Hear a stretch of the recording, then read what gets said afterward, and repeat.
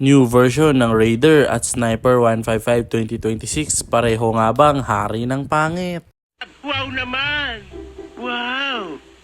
Wow! Welcome sa Boss RJ Moto News at ngayon pag-uusapan naman natin ang isa sa kontrobersyal na issue sa mga bagong design ng mga motor natin ngayon. Halika at pag-usapan natin to. Sa video natin ngayon, pag-uusapan natin ang mga bagong design ng Yamaha at Suzuki at kung bakit iba-iba ang opinion ng mga riders tungkol dito. Bakit nga ba karamihan sa mga comments ay negative? Ano ba ang dahilan kung bakit biglang nagbago ang design ng mga motor na ito? At mas effective nga ba ang bagong design pagdating sa, banking? Sana all! Baliw! Kung ikukumpara natin ang mga bagong design sa mga naunang henerasyon, mapapansin talaga na sobrang laki ng pagbabago. Same, but different. But still same. Noon, mas simple pero mas matalas ang dating ng mga motor. Mas compact ang katawan, mas agresibo ang mga linya, at mas pogi sa paningin ng maraming kamote. Yung tipong kahit nakaparada ka lang sa kalsada, mapapalingon talaga sila.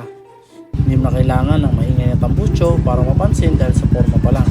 Panalo na. Para sa marami, mas sexy rin ang proportions ng mga lumang modelo dahil simple lang pero astig ang overall look. Kaya nung lumabas sa mga bagong version na may mas malaking fairings, mas modernong headlights at mas may futuristic na styling, natural lang talaga na maraming riders ang makakapagsabi na mas may karakter pa rin ang luma. Isa rin sa mga dahilan nito ay dahil nasanay na tayo sa old designs.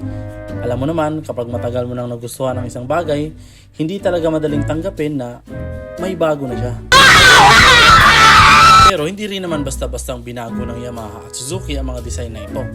Karamihan sa mga pagbabago ay ginawa para mapaganda pa din ang aerodynamics, mas maging stable ang motor, mapataas ang safety at magkaroon ng space para sa mga bagong technology. Pagdating naman sa banking at performance, hindi rin magpapahuli ang bagong modelo. Sa katunayan, dahil sa mas pinong engineering, mas balance ang chassis, mas smooth ang handling at mas confidence inspiring gamitin, lalo na sa mga kurbada at sa pagiging kamote mo. Ang sagot sa kung pangit nga ba ang motor na to, Parang may naamoy akong di maganda. maraming riders ang hindi nagustuhan ng bagong design dahil mas trip nila ang simple at classic na forma ng mga lumang modelo. Pero iba-iba naman talaga ang taste ng bawat rider. Para sa iba, mas panalo ang classic, para sa iba, mas okay ang modern design. Kaya mga bro, anong pipiliin nyo? Classic o modern? Next question. Comment lang sa baba at pag-usapan natin yan.